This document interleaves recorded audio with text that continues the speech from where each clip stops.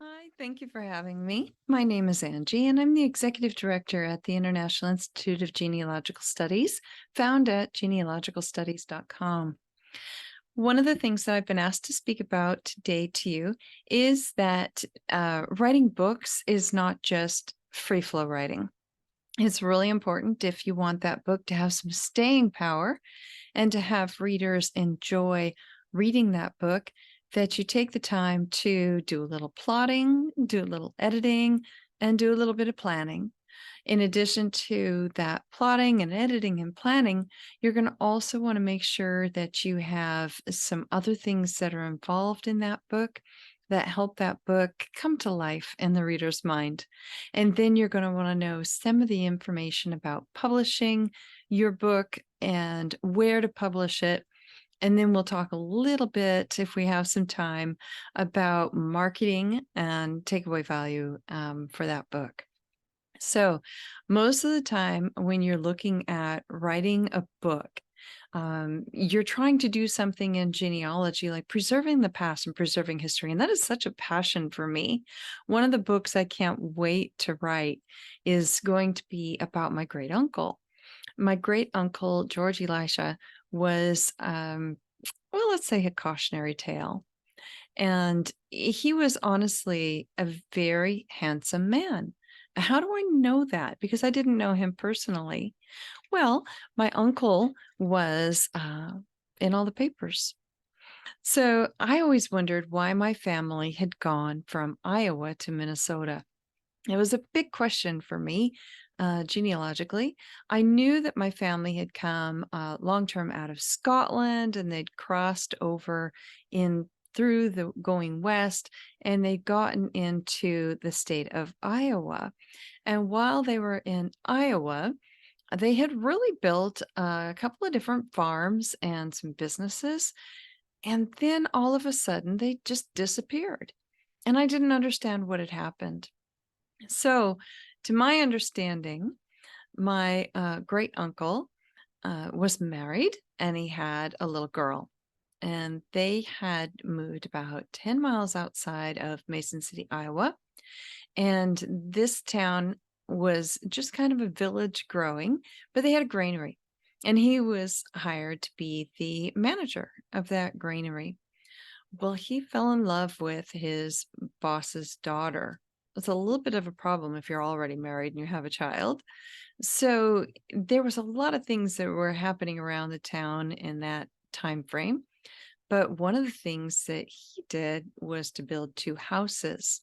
One was for his wife and child, and the other was for the other woman.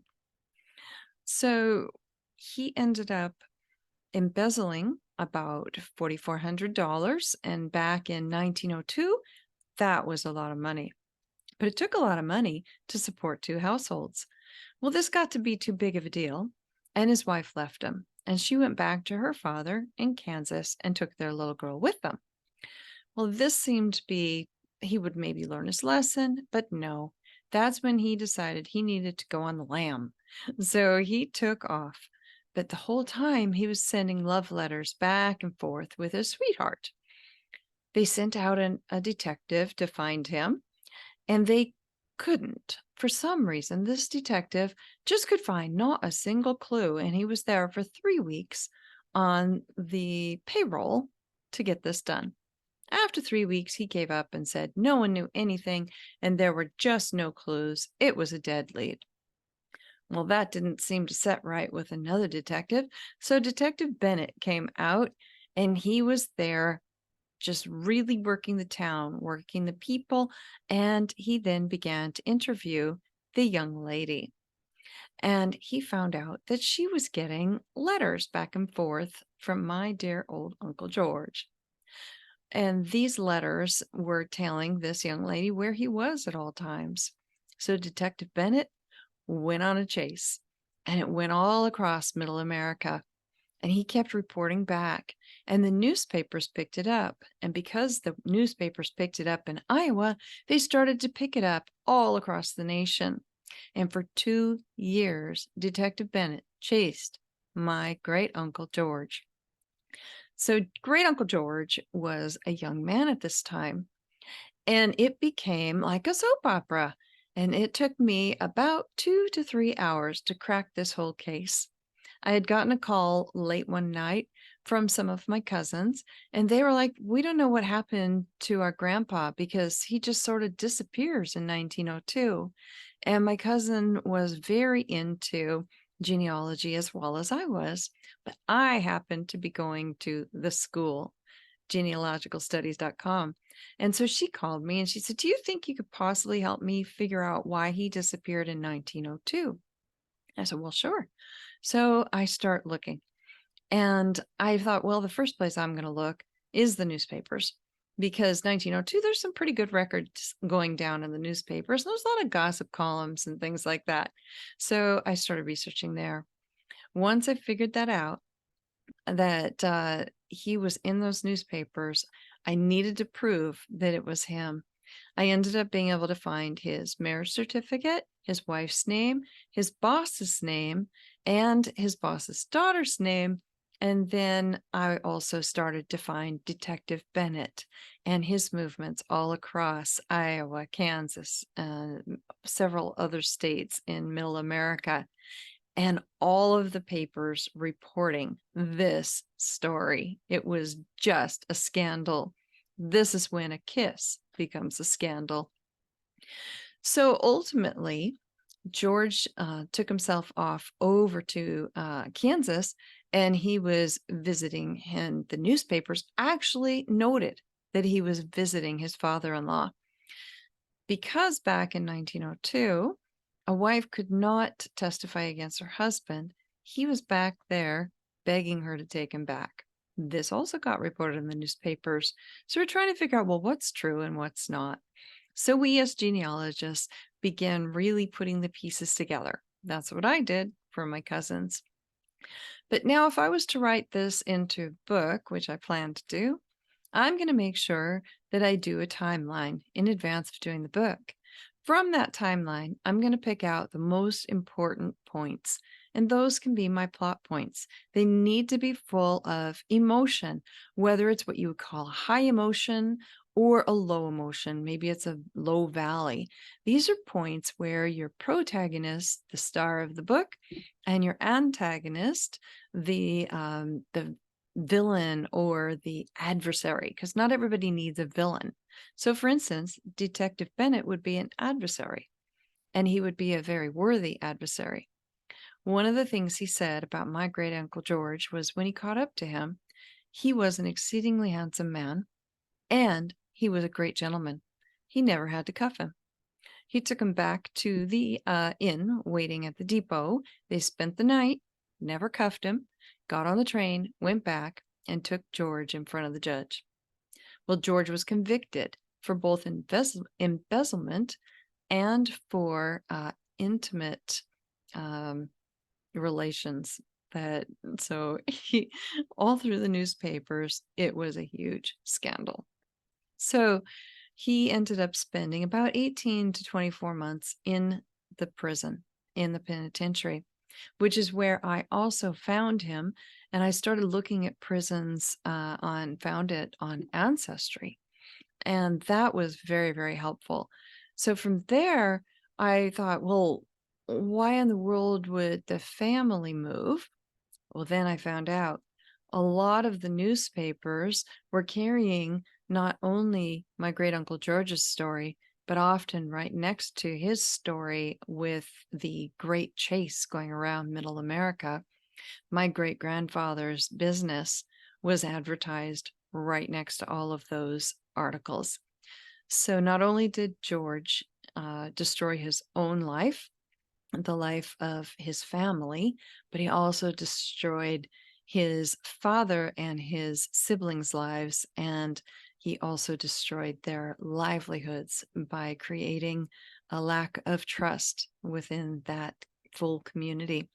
So once George went off to penitentiary, then my entire family picked up and moved from Iowa, and they went into Minnesota, which is where my grandparents met.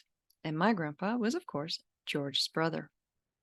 Well, George had a twin brother named John. They were named George Elijah and John Elisha. And John happened to be a lawyer who was killed when he was investigating the properties of one of his clients, and some wood rolled down onto his back and broke his back.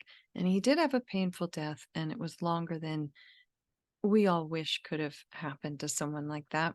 But he died early. I wonder if the death of his twin brother might have set him off in just such a way that he started looking for other ways to self-medicate or self-care. And maybe that's where he got the idea to go after this young lady. The interesting thing was that, of course, the newspapers do something much bigger with the story. And they talk about how he got into fast horses and wine, and they really build it up big. And they talk about him arriving in his village with absolutely nothing. And I find that really interesting because the family had already owned farms. The family already had businesses. His brother was a lawyer. So, did he arrive in the town with a wife and a 10-year-old little girl with absolutely nothing? I think the papers might have tried to sway a little bit of opinion there for sales. Extra, extra, read all about it.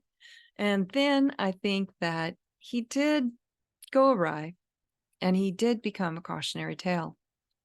But the interesting thing about his life and the destruction that he caused through these choices that he made, that cautionary tale, his wife did end up divorcing him when he went to penitentiary.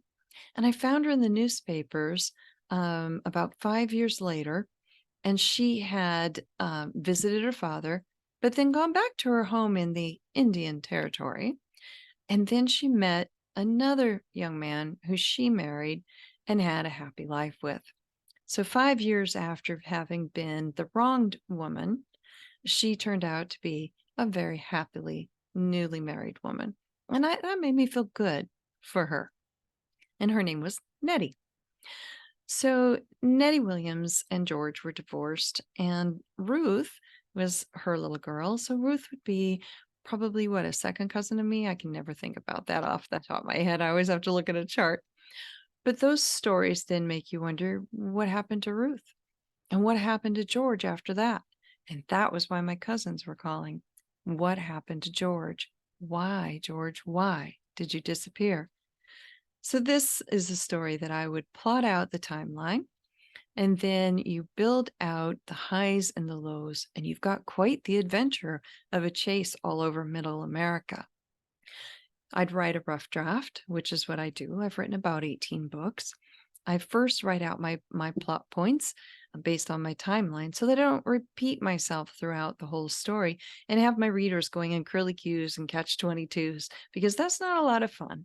They want to know that the story promise is going to give them the adventure, the romance, the cautionary tale, the heroes that they're looking for. And whether this is fiction or nonfiction doesn't really matter. They all still need a plot and a logical flow. I think logical flow is probably one of the most important things in a book. And then, of course, adding in that intensity, that drama, that emotion that captures the imagination. You can do that with fiction or nonfiction. And if you're writing a biography, it's a lot more fun to tell the biography as a story or creative writing than it is to give very pedantic language. He got up in the morning, he put on his boots, he walked down to the sheriff's office, and he fed the prisoners. Not so much fun. But if you talk about the exceedingly handsome man who never needed to wear cuffs and then was taken to penitentiary and divorced by his wife, he was also scorned by the other woman. There's a little bit more interest in there because you're using a little bit more emotive words. So you're going to be looking for emotive words, and you're going to be looking for senses, the 5 or 6 senses that we all have. What do you smell? What do you see? What do you taste? What do you hear? What do you feel? And also, what do you feel internally? What's churning in the gut of your character? Yes, character. because you're going to fill out that person holistically. They had faith, they had politics, they had people, they had relationships, they had jobs, they had their interests, their arts. Maybe they were a musician. My grandpa played the harmonica and he wrote poetry. He was born in 1883. I imagined that his brother had some similar talents because my grandfather had told me that every family gathering, they got up and performed for one another. That was their form of entertainment. It's not just in the movies, that part of life was real. And I grew up, being born in 1964, doing those same types of things because that's what my grandfather knew. So that's what he taught his family to do. So it's really important when you're writing the story is to fill out that social history and delve in and find out more. Read the articles around your family or the person that you're featuring in your story. Again, doesn't matter if it's fiction or nonfiction. Give us a little bit of detail, a little bit of great narrative, and then tighten those sentences into it. I'm sorry, tighten those sentences down and put the sentences into it. And everyone does have those moments in their life when the hair on the back of their neck stands up. They get the shivers and they don't know why. So think about those things in your own life. We're all human beings. The human experience is very, very similar. The circumstances change. So I liken this to people ask me why I write historical romance. And I take true history and I take real people and I put them into those place and time and I research that place. One place studies are great for this.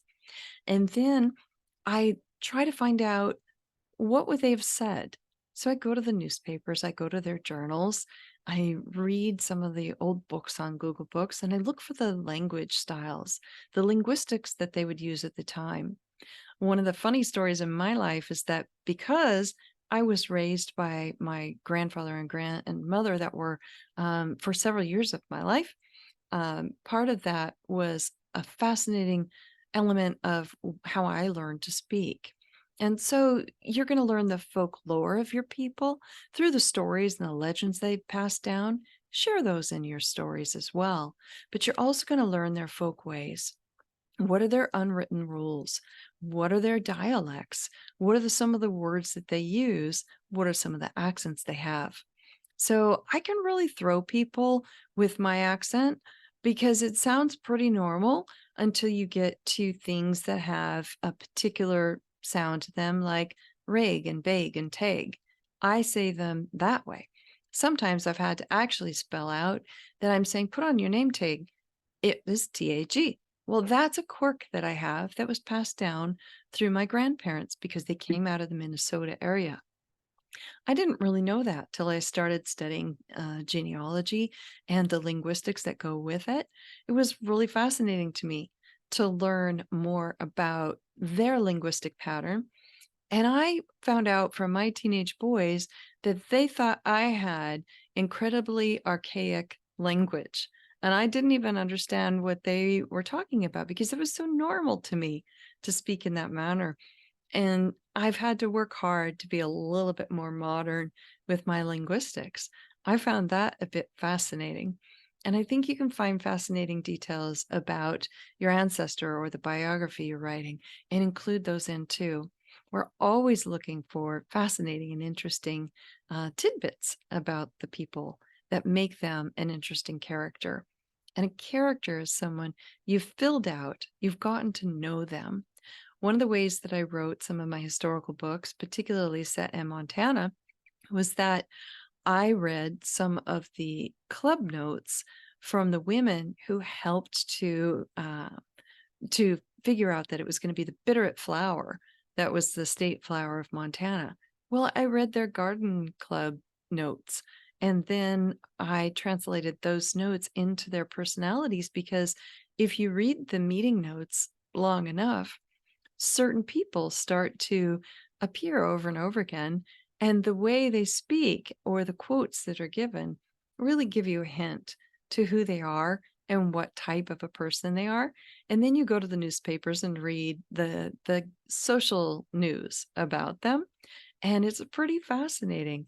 And then occasionally you can find their own diaries and really fill out their personalities. Where you can't, that's where the human condition comes in. Every married couple has an argument. It's common. What are the kinds of things that married couples argue about? They're also common. You can really start to put into words the things that you know you would say in a certain situation. And when you kind of put on that person's personality as if you're an actor, do a little method acting in your mind, or even brainstorm with another friend, and you're going to come up with some pretty good dialogue for those characters that you're writing about. And there are lovable characters in history or dastardly deeds that our villains do. And yes, some of them do have that in our background. Those stories are fabulous to share, and they are very worthy of being preserved and saved down into the future generations. So I encourage you to do that and explore the holistic person in your writing. I want to encourage you in another thing. When you write a book, first you write out the skeleton of the book. 1 or 2 sentences is your plot per chapter. That gives you an idea if you have a long enough story to go. Sometimes it's not really a book. Sometimes it's an article. You can maybe put it in a magazine. You can write it in your own blog. Anything like that is still valuable and worthy of being written. Gives you great ideas. Sometimes when you're doing something like I'd mentioned before, a one-place study, it's excellent to do short sketches, biography sketches about other people in the area. Suddenly, you really have a town teeming with unique and interesting characters. And those are the people that can go in your story as well. I've done that in the Queen of the Rockies series that I wrote by really examining the whole area of Helena in 1889 through 1910, that Montana timeline. I saw people pop up over and over and over again. I saw who they were based on what they were described by not only their loved ones and the letters that they wrote to one another, but I also saw them come out through the newspapers and court papers. So it was fascinating to see what I could discover. And then I could put their little mini bio sketches creatively written and woven into my novels because I'm more of a novel writer than a nonfiction writer. So, one of the things that's important about that, when we talk, our lingo's different than when we write. Readers are smart. They don't need things repeated over and over again. But as human beings, when we're just conversing, we quite often repeat ourselves and don't catch it. But that's a no-no for a writer. So you write the book first, you write out the plot, then you flesh out the plot, and then you add in a little bit of the detail. And while you're doing all of that, you're making sure to pay attention to those visceral words. What do they smell? What do they taste? What do they hear? Was the train whistle going? Do they smell the sweat on the horses as they're walking by on a hot day? Do they feel the sun beating down through their shirt? There's all these different things that you want to put in to make that story feel real to the reader and put them back in place and time. It's a pretty spectacular superpower when you get going on it as a writer, to give those 5 senses. And then the sixth, which is that internal gut churning where you just know something's going on. Use those visceral words and be very creative with them. Don't use the same words over and over. Wordiness is when, again, when we're conversing, we do a lot of the cycling back and repeating things. Sometimes we do that because we think it's really important. Most of the time, we need to cut all those extra words down. And if you can test yourself by flipping a sentence and putting the end of the sentence at the beginning and then cutting it down even further, that is actually a test that I use on a lot of my work to help me get less wordy. Another thing that'll help you get less wording is to use the past tense. You can do first person for sure, but if you use past tense and you're past perfect and you're using he or he walked, not he was walking. And the reason for that, again, is wordiness, but it's called passive writing. When you write passively, you lose the reader. you can literally see them falling asleep on your work. But if you use past perfect writing, it's a more active sense of writing. So I encourage you, there's not even time in one class. This is another big class to but do a little bit of studying on the difference between passive and active writing. I think you'll find that active writing keeps the reader engaged and gets your story across. And that's the reason you're writing it anyway, is to send that story into their hearts and to help remember those people, right? The next thing is voice. A lot of people, when they're writing or when they're speaking, there's certain quirks, there's certain phrases, turn of the tongue, things that you use that people can say, oh, yeah, I could hear her saying that. Oh, yeah, he would definitely say that.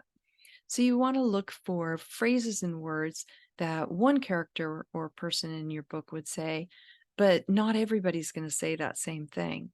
You're also going to try to avoid using just constant slang of the modern era if you're talking about somebody in the past.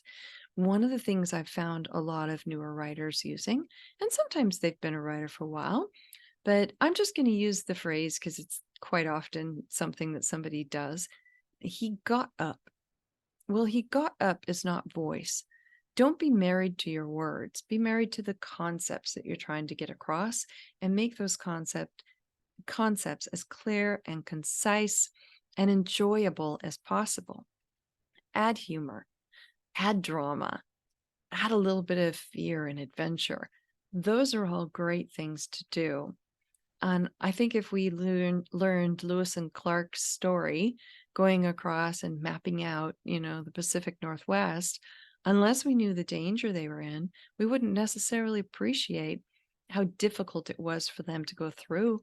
We don't see the danger and the difficulty now driving across on tarmac. It's, so much easier to get from here to there now that we forget how hard it was then. One book I wrote talking about modern versus historical ideas, and you as genealogists will know this, but the average reader probably won't. And that is that when my grandparents were married, my grandfather was a 47-year-old widow. He'd been married for 15 years to Rose, who was quite a lovely lady. She was the church organist. And they had the Spanish flu go through in 1918, all around the world, right? Well, it didn't hit the small town of Foxhome in Fergus Falls, Minnesota, until about 1928. Maybe it was its second round or third round. I don't know. But it hit hard in that area in 1928. And my grandfather loved Rose. He loved Rose deeply. He would just watch her, and he just had such a swelling in his heart for Rose. This beautiful, sweet, gentle lady was just loved by everyone. So when she caught the Spanish flu, she died within about 3 days, and she passed away on Christmas Day. And my grandmother was her cousin. And my grandmother wrote condolence letters. Soon she was called home. She was a nurse over in St. Paul, Minnesota, and she was called back home to help the family. Well, he was married into the family, and so he needed to help work the family farm, but he owned a general store. My grandma would live in the upstairs apartment above the store, take care of the store, and help nurse and take care of the people of the village and also the family. Well, the gossip and the rumors started going around town. Well, what do you think happened? She, a 26-year-old virgin, was suddenly accused of being a wanton woman chasing the young widower. And how in the world could she? The gossip got so bad that the families forced them to marry. What I thought was funny was that a 47-year-old widower had been married and a 26-year-old virgin, and she was the one that was painted black, the Black Heart or the Woman in Red, or however you want to describe it. And he never met a gentler soul. She was very much like her cousin Rose, but she wasn't as pretty. And she felt that she was not as loved as a second wife as her cousin Rose.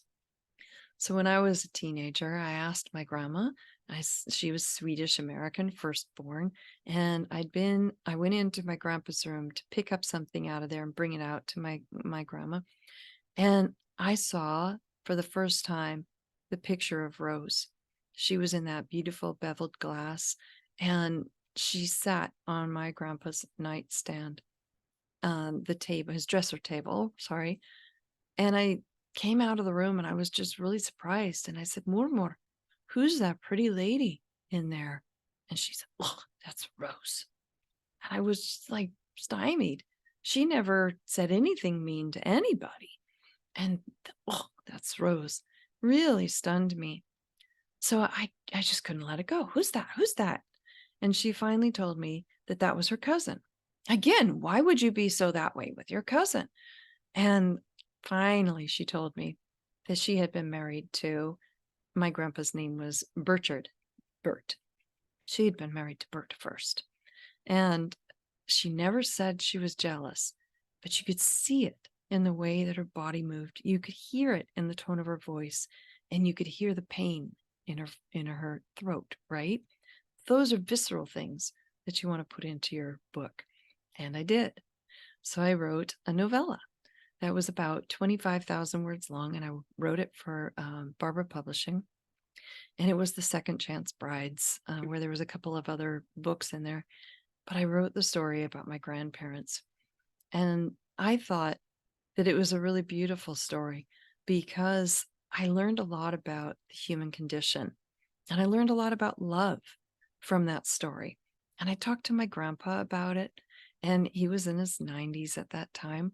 And I talked to my grandma about it, and she was just barely in her 70s.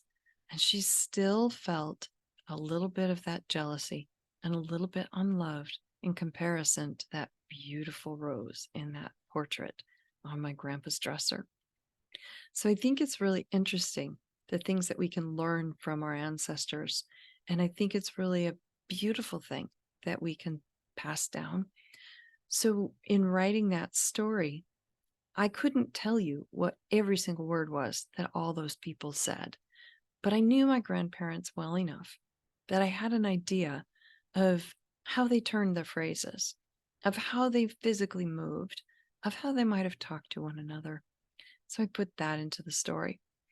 And I took a little bit of writer's license there. And I think when you're going into the past, you can feel confident with your writer's license by reading up on that social history and by reading the letters and the postcards and the journals and the diaries that you've been able to find. And then recreate those people so that those of us today can meet them and get to know them and learn from them, from their wisdom and from their mistakes. So when you're doing that, voice is how would they turn the phrase? How would they physically move? What are their quirks?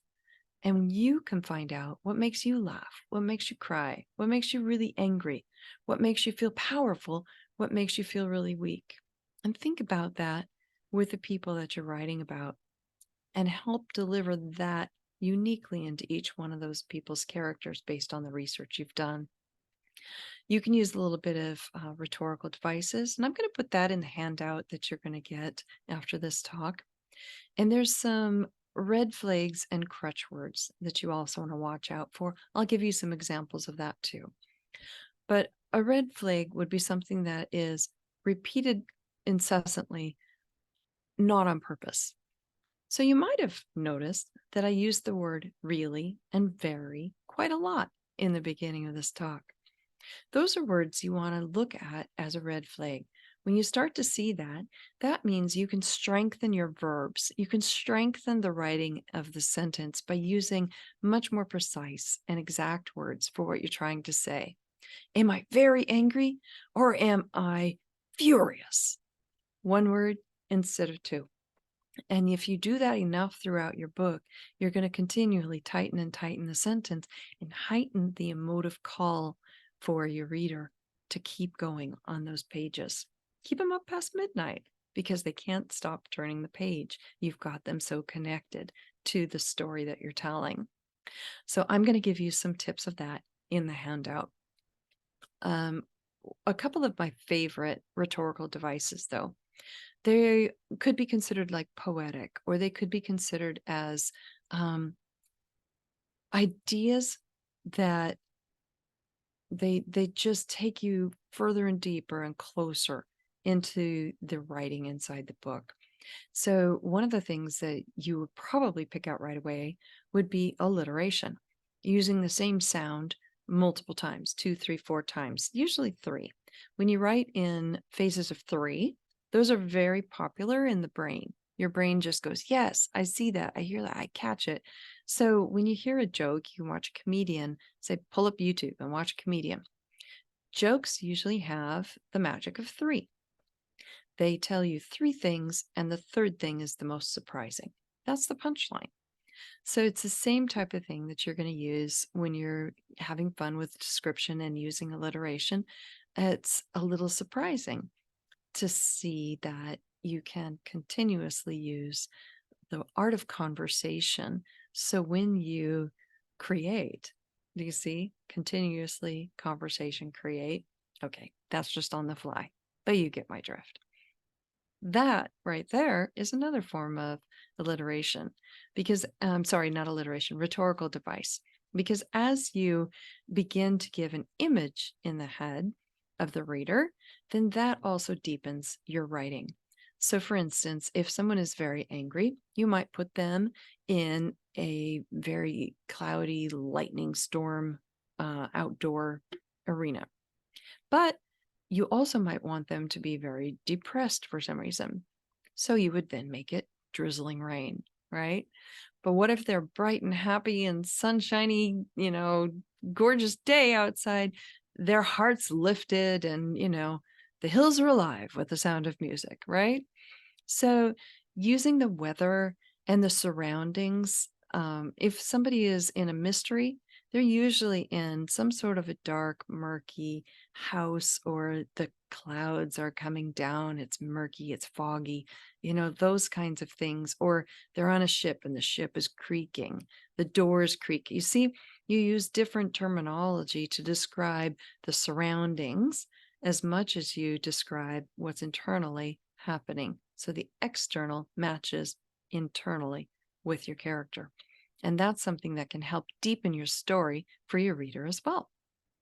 You want to avoid the ly and ing endings as much as possible, unless that's the absolute only way to use that word. So there's a lot of words that we adverbs and that we will just throw in there, like really, that we think is creating some sort of part of our story or voice. But words like got or really or very, they're really linguistically, see, part of our spoken language, but they're not part of the written language because they're just excess in the story. Take that out, get more precise.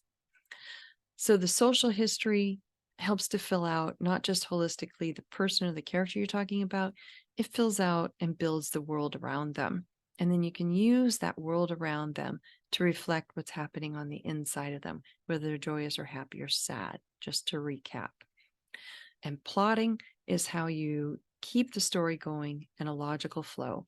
And I want to say one more thing about logical flow. You see Gino, our genealogy goose, behind us over here. Let's say you're a goose hunter and you're going out and you're going to flush the goose out and you're going to shoot the goose and take him home for dinner. Well, don't do that to our Gino, but hey, as you're going out hunting, are you going to shoot first and then flush the goose out? Are you going to flush the goose out and then shoot? But again, what if the dog barked and scared you? Are you going to shoot and then scream? Or are you going to scream and then shoot? There's things that are really important in the logical flow of the story. If you don't have a logical flow, the real step that's going to happen next, then your reader gets frustrated, throws the book against the wall. So pay attention to logical flow. And when you go back through your editor, yes, you need an editor, and it doesn't need to be the person you know that's best with collegiate English. That's not necessarily your best editor. Some of them are fabulous. But remember that when you're telling a story, Another rhetorical device is you're allowed to use a partial phrase because sometimes it gives it a little bit more drama, a little bit more kick, or a little bit more emotion. Sometimes it makes it even funny. But what's important to do when you're writing like this is to make sure that you have captured all the concepts you want to capture, and that when somebody goes through and they're editing it for you, maybe they're editing grammar, maybe they're editing sentence structure, but you want to make sure that they don't edit out the story. But if you don't have an editor, quite often you'll do what I've done and circle back a couple of times and repeat yourself. And again, your reader will throw the book at the wall. And so it's really important for you to go ahead and get an editor where they can check your language. One book I had, I know how to spell wrought iron, but what did I put in the book? Rod, R-O-D. Oh my gosh. Luckily, I had an editor that caught that and changed the spelling. W-R-O-G-H-T. I'm like, oh, thank goodness, right? It would have been quite embarrassing for readers to catch that spelling error. And it's nice to have an editor that can catch things when you're too close to the words that you're writing, that it's in your head, but it's not on the page and it doesn't make sense. Or you skip a word because you've read that paragraph so many times, you don't even realize that you accidentally backspaced a word out that you shouldn't have.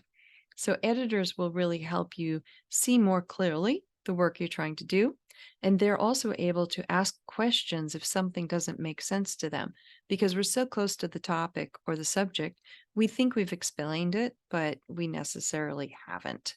So it's important to let an editor go through your work. That does usually cost a little bit of money. So one of my tips, one of my tools is to start your first pass editing with something like Pro Writing Aid or Grammarly. They'll take out a lot of the spelling errors or missing parentheses or missing, well, you're not going to use a lot of parentheses in fiction, but you might in nonfiction. But you can also choose the style of writing that you're doing in either Pro Writing Aid or Grammarly. And then that brings me to publishing. It's crucial that your book has takeaway value to the reader. If you're just telling a story because the story's fun to you, but the reader gets nothing out of it, then the story's not going to sell. And even the people you love, who you want to just maybe give the book away to, will never read it. Takeaway value is, what do they get out of the book? What's the lesson? What's the moral to the story? What's the adventure that gave them the heart pounding?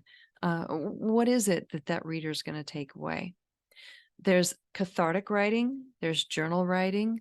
Those are fabulous ways of getting things down on the page, getting it out of your head, out of your heart. Journal writing is how I find emotive words. So when I'm upset, when I think something is super funny, when I think something is deeply wounding or disturbing, I write in my journal. Now, I don't take my journal and put it into a book, but what I do later, when I've gotten a little bit of distance from that, I'll go back and circle or highlight the different emotive words I used. And it's really helpful. There's that really again. It's helpful to me to be able to find a better, more clear and concise and stronger word to describe my characters or the biography that I'm writing, whatever it is, to describe their emotion and their feelings, because I'm in touch with those feelings that I have as another human being. So it's a very good way to go back and look at your own journal and see what kind of words you use to describe your thoughts and feelings, the actions of others, whether just or unjust. I think that's a super helpful thing. To go into POV, you're going to hear POV, that's the point of view. Think of the point of view as a camera on the nose. Wherever your camera goes, that is the only thing that your character can see, hear, taste, smell, touch. They have to be in the room with it, or the sound is so loud that it translates through the walls, maybe an earthquake or an explosion. But you have to be able to make sure that you haven't done what's called head hopping. And a lot of writers are trying to write the whole story.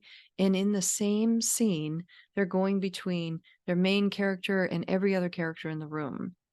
That's called omniscient writing. And that style of writing died a long time ago.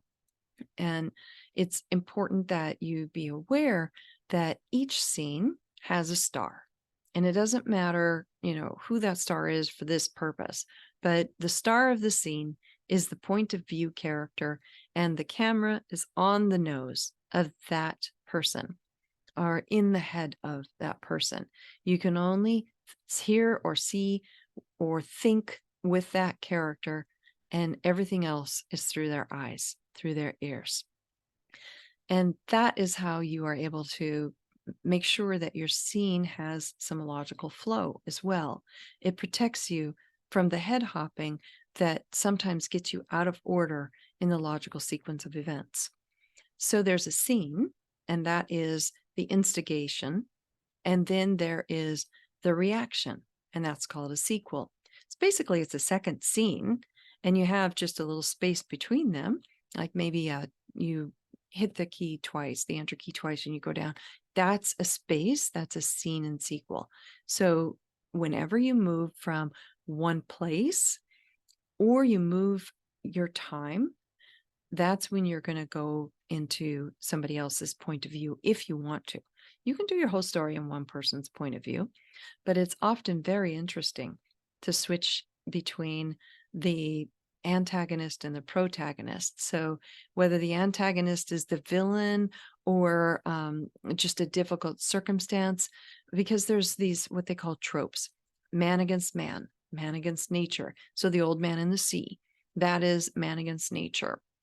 Man against man would be maybe the shootout at the OK Corral, right? You've got these men who are going to battle against each other. You could do any of the wars in history. That's man against man. So there's a lot of different ideas that you can do. Most people are like, well, why romance?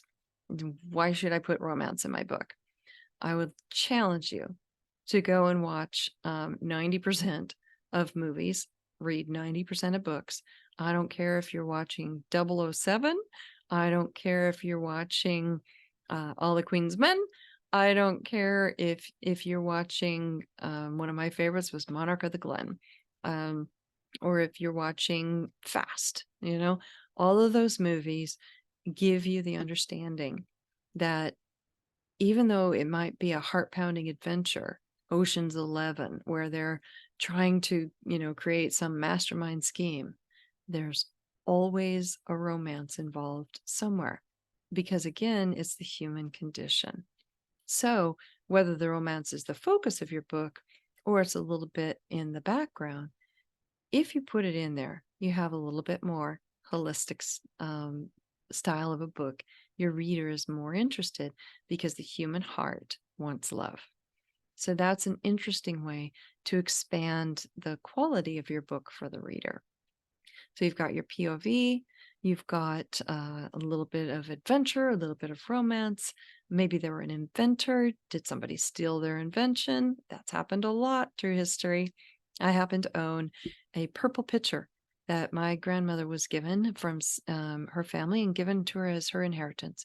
It was a purple amethyst glass hand blown pitcher. Guess what? I contacted a Swedish museum, and that purple pitcher with its toll painting on it, very Swedish, very gorgeous, 1850s. And that design was stolen from an artist. Oh my gosh, it's part of another book, right? So you can use an inanimate object that they're chasing throughout the book. Maybe it's an inheritance. All of these things can be quite fascinating when you dive into the character, the place, the time, the social history around them. You plot it out and you have your logical sequence. So when you go to publish your book, you're going to want to use a tool that is something like Scrivener. There are others out there. So there's Atticus for PC. Scrivener is mostly for Mac. So depending on the kind of computer you have, they're excellent tools for putting your whole book through. And then you're able to literally output it as an ebook or paperback or large print. And there's so many different ways that you can output the book versus saving it as a docs or a PDF. And then you're able to share it for free if you want. But if you are going to sell it, you might want to start with an ebook just because it's a lot less expensive to publish. And I think publishing is going to take us into a completely new class. But suffice it to say that you need a really good book cover, not just because you like it, but because it's an excellent book cover. And you can probably find some that are prefab. There's some places called like Period Images or some photographies websites online that you can go to. I'll put some of those also in the handout. But you could also hire a designer. One of my favorite designers, she designed our logo that you see in the background. She's designed the book covers for all of our coursework at genealogicalstudies.com. And she's just been wonderful. She also designed my book covers for the Queen of the Rockies series. And she's done gorgeous work. So you find someone whose art style fits your book and what the content of your book is about, and you use them. And it's really hard to use an old picture of your ancestor unless they can enhance it, because quite often they pixelate and they're very blurry. It's very, very difficult to use something in the past, like an old painting or anything, unless you've got a fabulous photo taken of it that has a really high resolution. So when you print out something, just try printing the picture before you decide to use it. And you print it out at least 300 DPI, which is dots per square inch, in the size that you want. And I think you'll see that when it gets blurry, it's very difficult. If you're doing a Kindle, you're going to make sure that you can read the entire title at a thumbnail size. So there's a lot of things to take into account that's important on publishing. And I hope I can be back with you another time and teach more in depth on publishing. But I think some of my favorite places, yes, you can use Kindle, but some of my favorite places would be like Draft to Digital, and it's got the number 2, draft2digital.com. And they will print to paperback and they will also print ebook and they'll also distribute for you widely. I like that because I like the international aspect of it. It's a little more difficult to use Kindle because a lot of the bookstores around the world do not like to use Amazon. I'm not telling you what to do. I'm just saying it's not necessarily as helpful if you're trying to sell internationally. But if you want to just sell in the one country you live, in the US, for instance, Kindle is a really good one. But if you're in Canada, for instance, you might want to use Kobo. Then you've still got Apple and Google and quite a few other options where that you can get ebooks or paperback books. So that's where you might want to do a little bit more research. One of the writing groups I really love, excellent instruction, is called ALLI, Alliance of Independent Authors. I'll put that in the handout too. And then make sure you've got your takeaway value. And when you go back through and you read your book, ask yourself, take highlighters, rip that puppy apart, and check if you've got that logical flow. Go through with highlighters, like a pink or a hot pink or something, and look for emotive words and find ways that you can tighten those sentences. Your book is going to be so much more valuable to readers and so much more satisfying for you when readers love it. Thank you for having me, and I hope that I can answer any questions you have. And you can reach me at Angie at genealogicalstudies.com.